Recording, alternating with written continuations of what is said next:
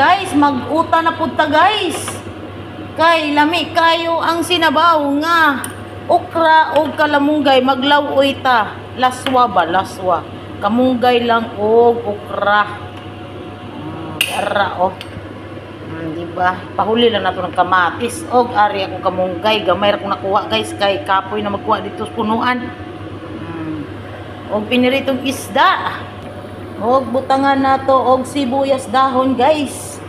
Oh, hapit na muhumok ang kalabasa. Lamig yung kayong kalabasa sa Pinas guys, pero wa tay mahimo kay dirita sa abroad, bahala na basta kay healthy kay ni gulay guys. Ayan, nilunod na natong okra guys.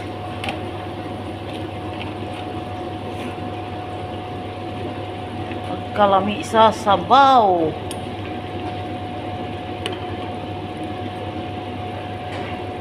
Ayan. Puti.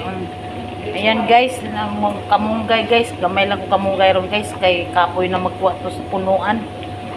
So, basta importante may sabaw ta guys. Kay lami kaning may sabaw guys. Healthy kaayo. Let's eat guys. Done na may pinirito. O diba? Tapos ng tanglad pagkadakuha guys. Kain na na.